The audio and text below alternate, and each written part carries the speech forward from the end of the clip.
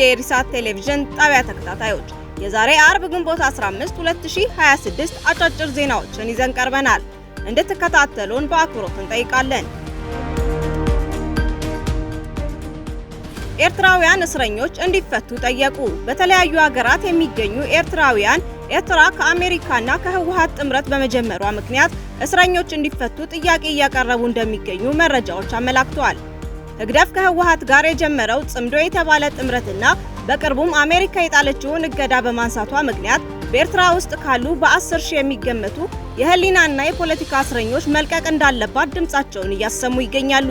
በማህበራዊ ድረገጽና ለኤርትራ ኤምባሲ ደብዳቤ በመጻፍ ጥያቄዎቻቸውን እያቀረቡ መሆናቸውን መረጃዎች አክለው ያስረዳሉ። የቀድሞ የናይጄሪያ የኃይል ሚኒስቴር ሳላህ ማማን በቀረበባቸው 24.7 ሚሊዮን ዶላር ህገወጥ የገንዘብ ዝውውር ክስ ጥፋተኛ ተብለው የ75 ዓመት እስር ተፈረደባቸው። የሀገሪቱ የኢኮኖሚና የፋይናንስ ወንጀሎች ኮሚሽን እንዳስታወቀው የቀድሞ ሚኒስቴር የተፈረደባቸው በሌሉበት ነው።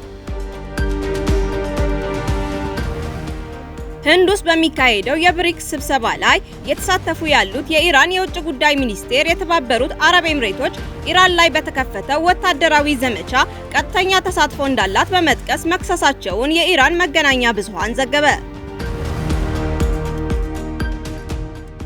በተባበሩት አረብ ኤሚሬቶች መልህቁን ጥሎ የነበረው መርከብ ተይዞ ወደ ኢራን መወሰዱንና ሌላ መርከብ በተፈጸመበት ጥቃት መስመጡ ተገለጸ። የምርጫ ዝግጅት በምስራቅ ወለጋ ዞን ነቀምቴ ከተማ እያነጋገረ ይገኛል። የምስራቅ ወለጋ ዞን ነቀምቴ ከተማ ነዋሪዎች የምርጫ ካርድ በመውሰድ ይወክለናል ያሉትን ለመምረጥ የምርጫው ዕለት እየተጠባበቁ እንደሚገኙ ለመገናኛ አውታሮች ቢናገሩም ካለው የጸጥታና የደህንነት ስጋት በመነሳት ጥያቄ ሆኖ እያነጋገረ ይገኛል። በኢትዮጵያ ብሔራዊ ምርጫ ቦርድ የነቀምቴ ከተማ ምርጫ ክልል ጽህፈት ቤት አቶ ጌታሁን ቶሌራ እንደተናገሩት በከተማው 7 የሚደርሱ የተፎካካሪ ፖለቲካ ፓርቲዎች በምርጫ ይሳተፋሉ ቢሉም ነጻ ፍትሃዊና ዲሞክራሲያዊ ምርጫ ይካሄድ ይሆናል የሚል እምነት እንደሌላቸው ተንታኞች ይገልጻሉ። የአሜሪካው ፕሬዝዳንት ዶናልድ ትራምፕ ትናንት ሐሙስ ዕለት ከቻይናው አቻቸው ጂ ጂንፒንግ ጋር በነበራቸው ውይይት ቤጂንግ ለኢራን ጦር መሳሪያ እንደማታቀርብ መናገራቸውን ገለጹ። ጦር መሳሪያ እንደማይሰጡ ገልጸውልኛል። ይህ በጣም ትልቅ ንግግር ነው ያሉት ዶናልድ ትራምፕ ቤጂንግ የሆርሙዝ ወሽመጥ ዳግም መከፈቱን እንደምትደግፍ ተናግረዋል። ቅድሚያ ለሰብአዊ መብቶች ያወጣው የአንድ ወር የሰብአዊ መብቶች ክትትል የፕሪቶሪያ ውል መፍረሱን ገለጸ። ቅድሚያ ለሰብአዊ መብቶች በትግራይ ክልል የተቃዋሚ ውድቀትና የሰብአዊ ቀውስ ስጋት መኖሩን በጠቀሰበት ቀዳሚው ጉዳይ ህወሓት ከ6 ዓመታት በፊት በትግራይ ክልል የነበረው ምክር ቤት እንደገና ማቋቋሙ የፕሪቶሪያውን ስምምነት ማፍረሱንና ወደ ቅድመ ጦርነት የአስተዳደር መዋቅሮች መመለስን ያሳያል ብሏል። ህወሓትም የፕሪቶሪያ ስምምነት ቀድሞ በፌዴራል መንግስት መፍረሱን ይከሳል። አሜሪካ ፕሬዝዳንት ዶናልድ ትራምፕ በቻይና ፕሬዝዳንት ዢ ከፍተኛ አቀባበል ተደረገላቸው። ትራምፕ አስደናቂ መሪ ሲሉ ዢ ጂንፒንግን አሞካሽተዋቸዋል። በሁለቱ ሀገራት መካከል ያለው የተረጋጋ ግንኙነት ለዓለም ፋይዳ እንደሚሆን የተናገሩት ዢ ጂንፒንግ በበኩላቸው የታይዋን ጉዳይ በአግባቡ ካልተያዘ ግን ግጭት ሊፈጠር ይችላል ሲሉ አስጠንቅቀዋል።